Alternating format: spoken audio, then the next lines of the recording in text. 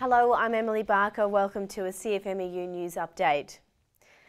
The CFMEU has launched a series of new ads in its national campaign demanding a better share of the mining boom. The Let's Spread It Around campaign calls for more Australian jobs, greater investment in mining communities and improved management of the impact on manufacturing and construction. The ad campaign features different stories from 4 real Australians and how the mining boom impacted on them. National President Tony Miles said it was important during this election year that big mining companies deliver more for the resources taken and that Australians be employed before temporary workers from overseas.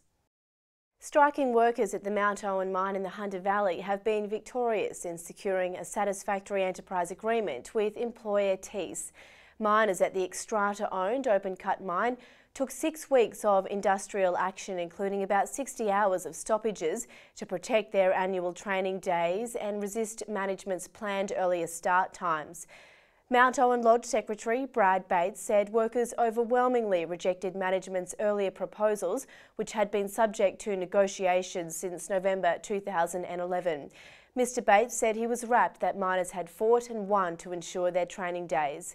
The Mount Owen Lodge Secretary congratulated the rank and file for their determination in seeing the dispute through to a successful end.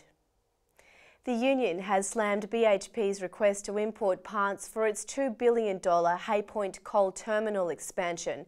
The multinational has requested tariff concessions to import parts for the Hay Point coal transfer plant, despite each of the parts being available locally, media reports.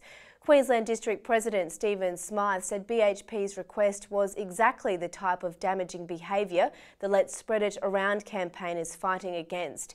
Mr Smyth said regulations must ensure mining companies source equipment locally where possible to provide fairer opportunities for Australian workers and businesses.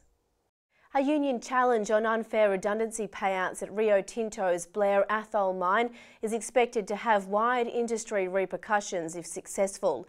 In the Fair Work Commission, the CFMEU challenged the company's decision to pay non-unionised workers much more generous payouts than union members at the Central Queensland mine.